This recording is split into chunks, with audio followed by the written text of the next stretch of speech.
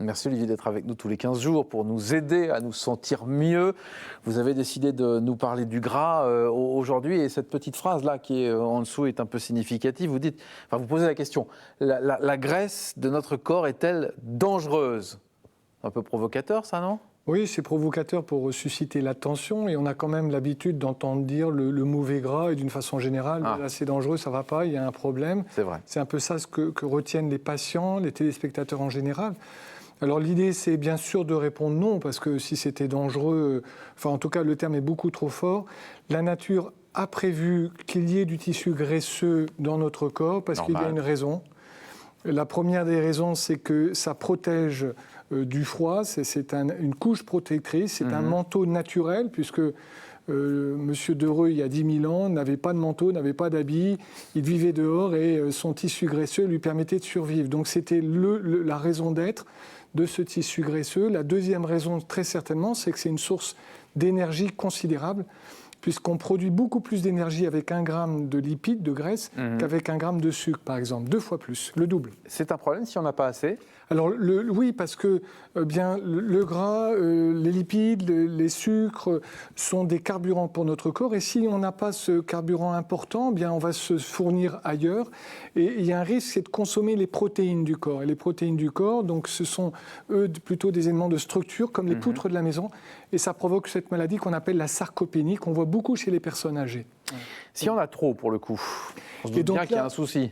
Et donc là, oui, s'il y en a trop, évidemment, il y a un souci. Alors, il y a une chose vraiment qui est peu présente dans l'esprit des patients, des téléspectateurs, c'est qu'un excès de graisse, un excès de tissu adipeux est facteur d'inflammation. Ah bon ? C'est-à-dire que l'inflammation est véritablement la cousine du tissu graisseux. Et ça, on le voit dans de nombreuses circonstances. Et quand on y réfléchit, finalement, on se rend compte que, par exemple, sur des choses extrêmement banales du quotidien, les maladies inflammatoires, l'acné des enfants sont beaucoup plus fréquentes chez les enfants en surpoids. D'accord. Les problèmes articulaires, les problèmes de l'arthrose sont beaucoup plus fréquents aussi chez les gens en surpoids. Aujourd'hui, il y a quelque temps, on disait, l'arthrose, on est en surpoids, on use les articulations, c'est la cause. C'était une réflexion qui était très mécanique.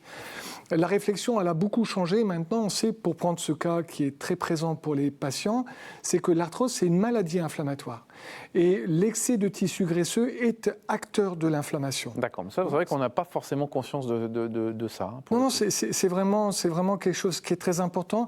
Et les patients se rendent compte que l'objectif, finalement, c'est pas de perdre du poids, c'est de gagner de la santé et de gagner des bonnes habitudes. On en a déjà parlé ensemble, Laurent, c'est que le premier ennemi de la santé des patients, des téléspectateurs, ce sont leurs habitudes.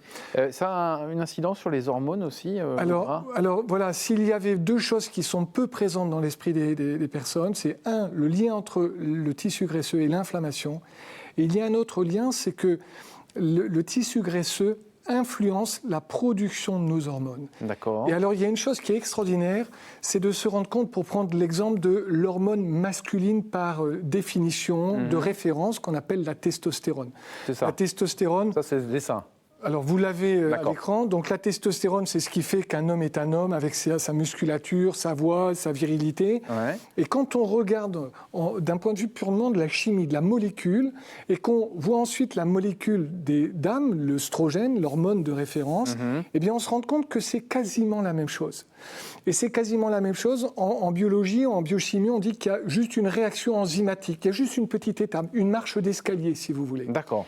Et ce qui est très, très intéressant, Laurent, c'est que le tissu graisseux favorise le passage de l'un à l'autre.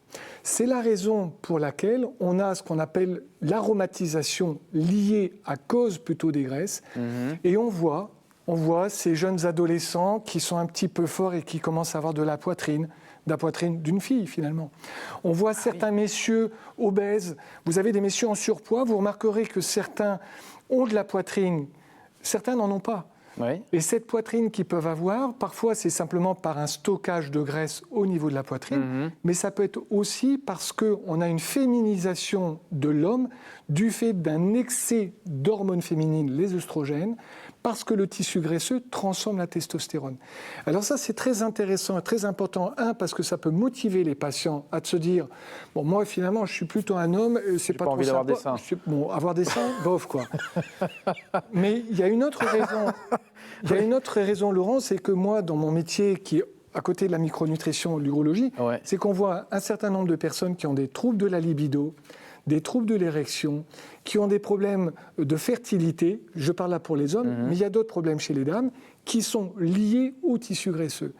Et à ce moment-là, est-ce que c'est logique d'aller donner des hormones masculines à un homme qui va de toute façon les transformer en œstrogènes, hormones féminines? Est-ce qu'il faut donner du Viagra, des choses comme ça? Vous pouvez comprendre, c'est la clé. La clé, effectivement, on comprend bien et on apprend des choses avec vous assez incroyables, parce que ça, on n'a pas forcément conscience de ces choses-là. Comment on sait que là, on a un peu trop de gras? Il y a des choses qui se voient, on est d'accord, mais c'est quoi la bonne dose? Alors, écoutez, Laurent, on a la chance d'être dans une région où il y a le bon sens, et au rendez-vous, moi je suis toujours émerveillé du bon sens des patients qu'on rencontre.